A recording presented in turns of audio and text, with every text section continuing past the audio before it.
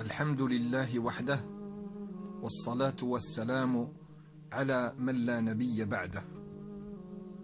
Mes chers frères et sœurs, أيها الإخوة الكرام, je vous recommande ainsi qu'à moi-même la piété et le fait de craindre Allah subhanahu wa ta'ala. Allahumma ij'alna min al-muttaqin. Allah dit, mes chers frères et sœurs, Allah dit dans le Coran, dans le sens du verset, très certainement, nous vous éprouverons par un peu de peur, de faim et de diminution de biens, de personnes et de fruits. Et fais la bonne annonce aux endurants, qui disent quand un malheur les atteint, certes nous sommes à Allah et c'est à lui que nous retournerons. Ceux-là reçoivent des bénédictions de leur Seigneur, ainsi que la miséricorde, et ceux-là sont les bien guidés. وَلَنَبْلُوَنَّكُمْ بِشَيْءٍ مِّنَ الْخَوْفِ وَالْجُوعِ وَنَقْصٍ مِّنَ الْأَمْوَالِ وَالْأَنفُسِ وَالثَّمَرَاتِ وَبَشِّرِ الصَّابِرِينَ الَّذِينَ إِذَا أَصَابَتْهُم مُّصِيبَةٌ قَالُوا إِنَّا لِلَّهِ وَإِنَّا إِلَيْهِ رَاجِعُونَ أولئك عليهم صلوات من ربهم ورحمة وأولئك هم المهتدون اللهم اجعلنا منهم يا رب العالمين اللهم اجعلنا من الصابرين الذين إذا أصابتهم مصيبة قالوا إنا لله وإنا إليه راجعون إنا لله وإنا إليه راجعون. Mes chers frères et sœurs, nous sommes toujours en confinement en ce jour du vendredi. Nous avons entamé la deuxième moitié du mois de Sha'ban. Et cela signifie que nous sommes en train de nous rapprocher du mois du Ramadan. Qu'Allah Ta'ala nous permette tous de le jeûner de la meilleure des manières, Inch'Allah Ta'ala. Et qu'Allah nous accorde sa satisfaction. Allah yaj'alna wa iyyakum ayyuha al-ikhwa min al-maqboulin wa min al-mardiyin 'indahu subhanahu wa ta'ala. Mes chers frères et sœurs, nous sommes toujours éprouvés. L'épreuve est quelque chose qui est bénéfique pour l'être humain. Nous sommes dans ce bas monde, dans un monde dans lequel le sens même de la vie, c'est l'épreuve.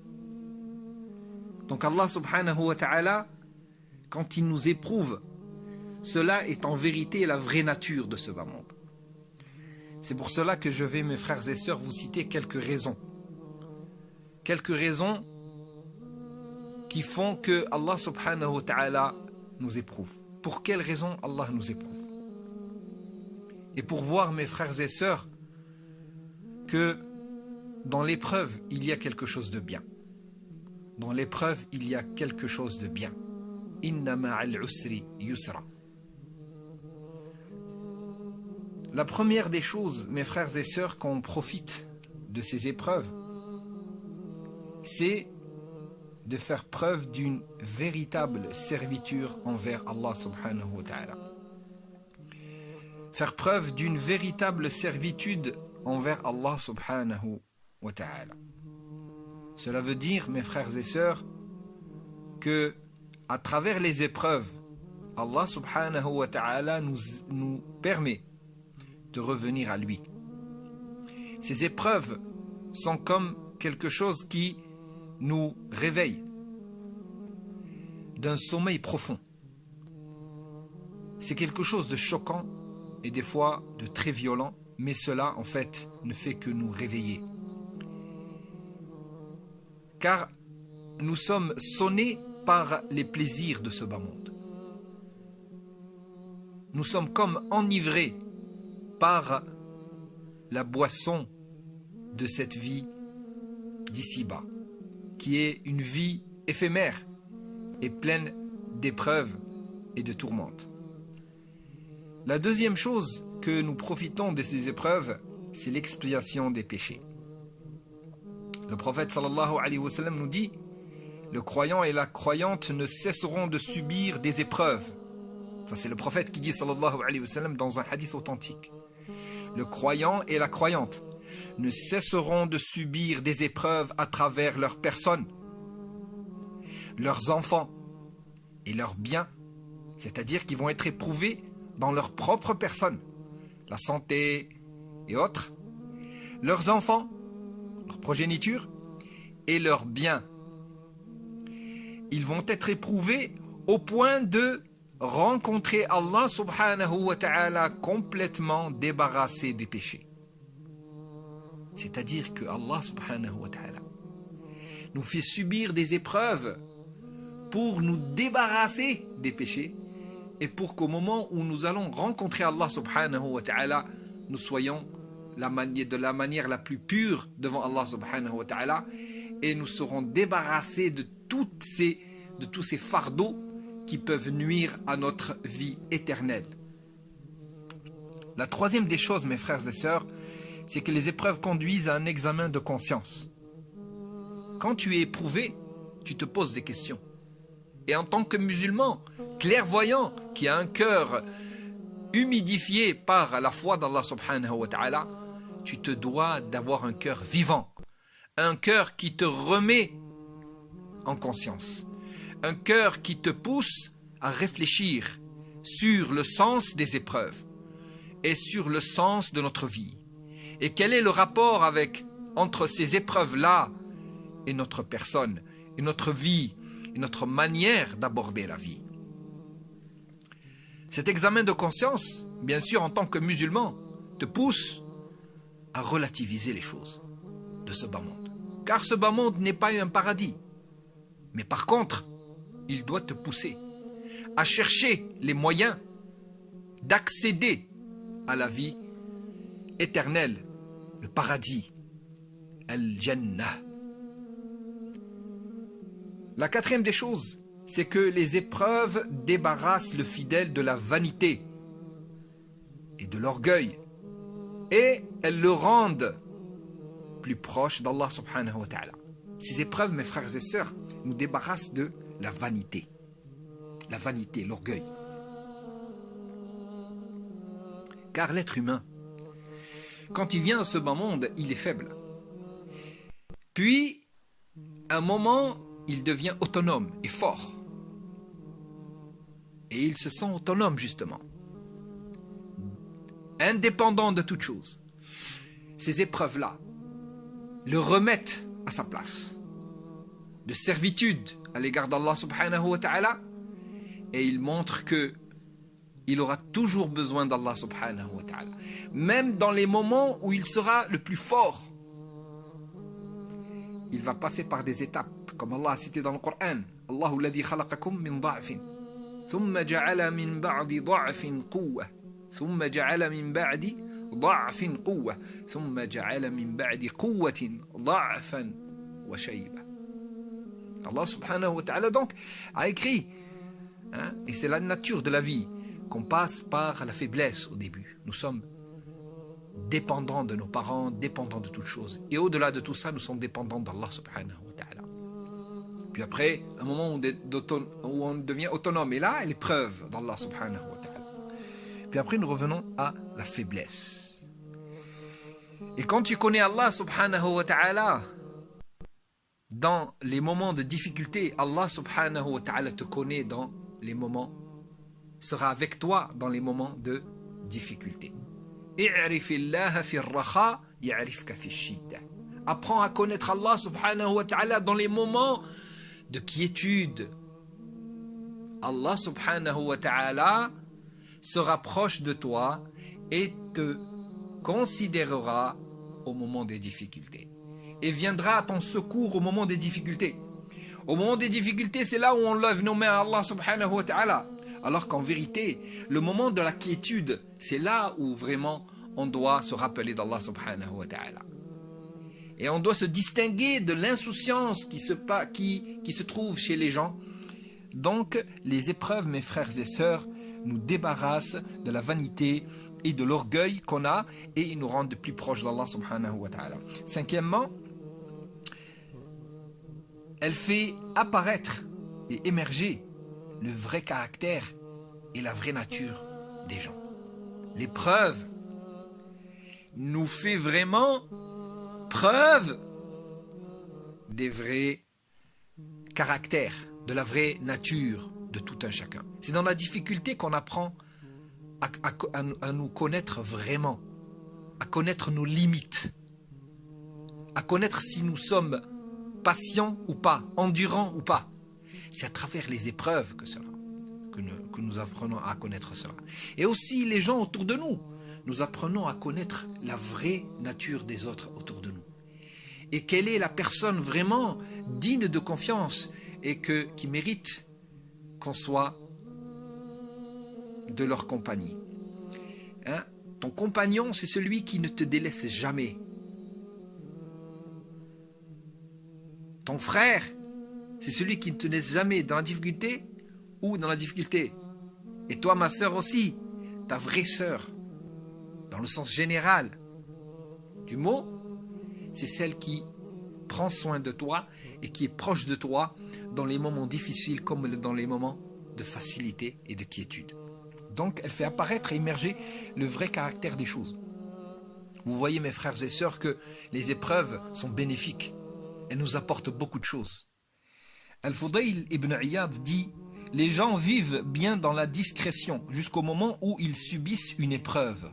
À partir de là, certains s'avèrent croyants et d'autres hypocrites. » Les gens vivent bien dans la discrétion jusqu'au moment où ils subissent une épreuve. À partir de là, certains s'avèrent croyants, d'autres hypocrites. C'est-à-dire que quasiment, c'est très difficile de distinguer les gens dans leur apparence. C'est très difficile de distinguer les gens, de distinguer le bon du mauvais dans les moments de quiétude. Mais quand l'épreuve arrive, c'est là où se distinguent les bons des mauvais. C'est là où se distingue le croyant de l'hypocrite. Sixièmement, l'épreuve participe à l'éducation et la formation des hommes. Un point très important. Le prophète sallallahu alayhi wa sallam a été confronté aux épreuves dans son plus bas âge. Alayhi salatu wa sallam. Il a été orphelin alors qu'il était très très petit. À l'âge de 8 ans, il avait plus de père ni de mère. Il a été éprouvé par son père et sa mère alors qu'il n'avait que 8 ans. Alayhi salatu wa sallam. Cela est une épreuve difficile, mais cela lui a appris à devenir très fort, alayhi salatu wa sallam, de caractère. Cela lui a appris aussi à se retourner vers Allah subhanahu wa ta'ala, le vrai pourvoyeur, au-delà de nos parents. Le vrai pourvoyeur, c'est Allah subhanahu wa ta'ala. Cela aussi a forgé en lui l'amour qu'il a à l'égard des plus pauvres, des personnes qui sont plus dans le besoin. Alam yajidka yatiman fa'awa wa wajadaka dallan fahada wa wajadaka a'ilan fa'aghna fa'amma al-yatima fala taqhar wa amma as-sa'ila fala tanhar wa amma bi ni'mati rabbika fahaddith. Le prophète sallallahu alayhi wa sallam donc a forgé une personnalité très forte et un caractère des plus éminents grâce à ces épreuves-là. Allah lui a dit: tu as été éprouvé dans ta jeunesse par le fait d'être orphelin. Alors prends soin des orphelins. N'oublie pas que tu as été à un moment orphelin. Alors prends soin des orphelins.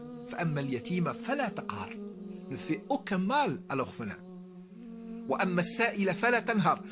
Celui qui est mendiant, ne le repousse pas. Ne lui fais pas de mal. Prends soin de lui. Car toi aussi, tu étais à un moment pauvre. Le prophète est passé par la pauvreté dans sa jeunesse. Alayhi salatu wassalam. Donc les épreuves, elles participent à l'éducation et la formation. Elles forgent notre personne. C'est pour ça que nous avons besoin de cela. Nous avons besoin.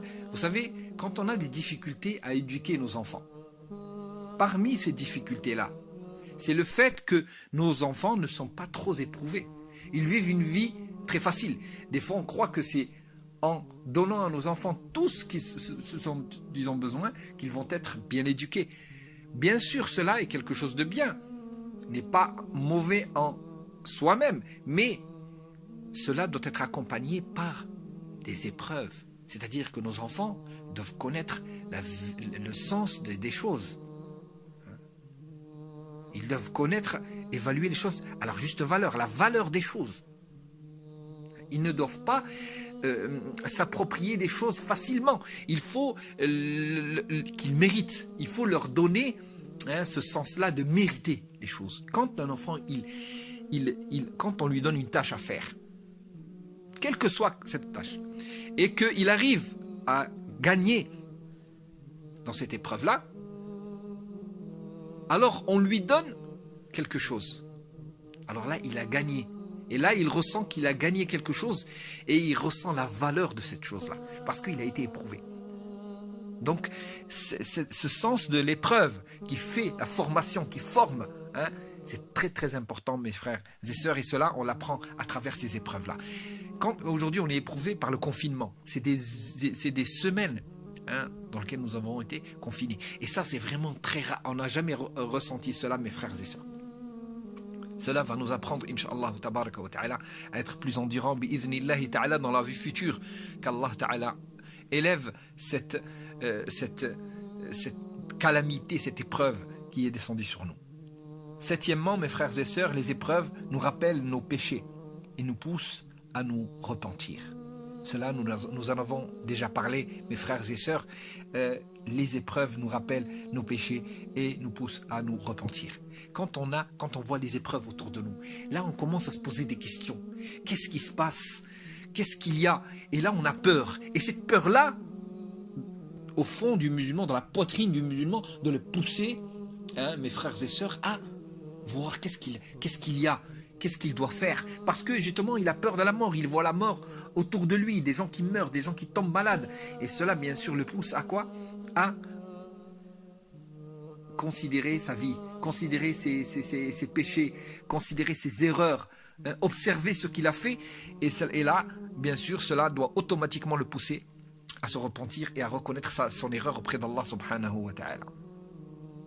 Allah dit dans le Coran, dans le sens du verset, nous leur ferons certainement goûter un châtiment ici-bas, avant le grand châtiment. وَلَنُذِيقَنَّهُمْ مِنَ الْعَذَابِ الْأَدْنَى دُونَ الْعَذَابِ الْأَكْبَرِ لَعَلَّهُمْ يَرْجِعُونَ. Nous leur ferons certainement goûter au châtiment ici-bas, avant le grand châtiment, afin qu'ils retournent, c'est-à-dire vers le chemin droit, afin qu'ils retournent vers le chemin. Cela, ces épreuves-là, ces calamités, ces épidémies par exemple, ces pandémies, ces guerres, cela, ce sont des choses qui vont les pousser à considérer la chose comme il faut. Huitièmement, mes frères et sœurs, et dernièrement, les épreuves nous rappellent la grâce divine qui nous permet de jouir d'une bonne santé et du bien-être. Et en période de pandémie, de guerre ou autre, grande calamité, de nous rappeler le bienfait de la sécurité. Voilà, mes frères et sœurs, ces épreuves-là nous rappellent la grâce divine d'Allah subhanahu wa ta'ala. Les bienfaits d'Allah subhanahu wa ta'ala. Beaucoup de bienfaits. Nous avons été privés des bienfaits les plus primordiaux, la liberté de circuler, la liberté de partir, de venir et de partir. La liberté de sortir avec nos enfants, dans des parcs ou autres. La liberté de faire ce que nous faisions avant d'une manière banale, sortir de chez soi. Aujourd'hui, nous sommes confinés dans nos maisons. Et là, nous devons bien sûr penser à la sécurité. Un peuple qui n'est pas sécurisé, une vie qui n'est pas sécurisée, n'est pas une vie. Quand bien même tu as l'argent de tout ce bas monde, tu as tout ce qu'il faut pour bien vivre. Si tu n'es pas en sécurité, tu vas vivre mal ta vie. Tu vas vivre mal ta vie. Tu ne peux pas vivre Regardez la vie qu'on vit aujourd'hui, le stress, l'angoisse, l'anxiété, les difficultés de vivre renfermés dans nos foyers. Cela nous doit nous pousser, Inch'Allah ta'ala, à bien considérer dans le futur, Inch'Allah, les bienfaits d'Allah subhanahu wa ta'ala. Tous ces bienfaits banals que nous avons banalisés, nous devons les considérer, penser à ces bienfaits-là. Et remercier Allah chaque matin. Allahumma ma asbaha bi min ni'matin, aw bi ahadin min khalqik, faminka wahdak, la sharika lak, falaka alhamdu, wa laka al-shukr. Allah subhanahu wa ta'ala, nous l'implorons pour qu'il nous donne la patience, Inch'Allah, mes frères et sœurs, et qu'il nous donne l'endurance envers cette épreuve, cette difficulté, cette calamité qui est tombée sur nous. Alhamdulillahi ala kulli hal. Je vous souhaite, Inch'Allah ta'ala, bi'idhnillahi ta'ala, que ces prochains jours, la fin de Sha'ban, soient des jours, Inch'Allah, dans lesquels nous allons, bi'idhnillahi tabaraka wa ta'ala, quitter cette calamité et cette épreuve d'une manière, Inch'Allah, dans laquelle nous allons être plus forts, bi'idhnillah, plus proches d'Allah, subhanahu wa ta'ala, avec un repentir sincère vis-à-vis d'Allah, subhanahu wa ta'ala, et qu'Allah nous accorde, Inch'Allah, de jeûner le mois du Ramadan de la meilleure des manières, en communauté, Inch'Allah, tabaraka wa ta'ala, et qu'Allah guérisse nos malades et qu'il fasse miséricorde à toutes les personnes qui sont mortes. Barakallahu fikum. Qu'Allah nous préserve ainsi que vous, Inch'Allah, et que tous nos enfants et toute notre famille, Inch'Allah, prenez soin de vous et prenez soin des malades, prenez soin de vos parents, prenez soin de vos enfants, prenez soin de vos épouses, et vous les épouses, prenez soin de vos époux, prenez soin de vous, Inch'Allah, soyez endurants, indulgents les uns les autres, Inch'Allah tabaraka wa ta'ala. Cela est une épreuve et Allah nous observe. Qu'Allah nous accorde ainsi qu'à vous-même la réussite dans cette épreuve. أقول قولي هذا والحمد لله رب العالمين. اللهم اهدنا فيمن هديت وعافنا فيمن عافيت وتولنا فيمن توليت وبارك لنا اللهم فيما أعطيت وقنا واصرف عنا شر ما قضيت فإنك تقضي ولا يقضى عليك إنه لا يعز من عاديت ولا يذل من واليت تباركت ربنا وتعاليت. اللهم إنا عبيدك بنو عبيدك بنو إمائك نواصينا بيدك ماض فينا حكمك عدل فينا قضاؤك نسألك اللهم بكل اسم هو لك سميت به نفسك أو أنزلته في كتابك أو علمته أحدا من خلقك أو استأثرت به في علم الغيب عندك أن تجعل القرآن العظيم ربيع قلوبنا ونور صدورنا وجلاء أحزاننا وذهاب همومنا وغمومنا وقائدنا وسائقنا إلى رضوانك وإلى جناتك جنات النعيم. اللهم اقسم لنا من خشيتك ما تحول به بيننا وبين معصيتك ومن طاعتك ما تبلغنا به جنتك ومن اليقين ما تهون به علينا مصائب الدنيا. اللهم متعنا بأسماعنا وأبصارنا وقواتنا أبدا ما أحييتنا واجعله الوارث منا واجعل ثأرنا على من ظلمنا وانصرنا على من عادانا ولا تجعل مصيبتنا في ديننا ولا تجعل الدنيا أكبر همنا ولا مبلغ علمنا ولا إلى النار مصيرنا واجعل الجنة هي دارنا برحمتك يا أرحم الراحمين. اللهم طهر قلوبنا من النفاق وأعمالنا من الرياء وألسنتنا من الكذب. اللهم اشف مرضانا ومرضى المسلمين وارحم موتانا وموتى المسلمين. اللهم ارفع مقتك وغضبك عنا يا رب العالمين. اللهم إنا نعوذ بك من البرص والجنون والجذام ومن سيء الأسقام. ربنا آتنا في الدنيا حسنة وفي الآخرة حسنة وقنا عذاب النار. سبحان ربك رب العزة عما يصفون وسلام على المرسلين والحمد لله رب العالمين.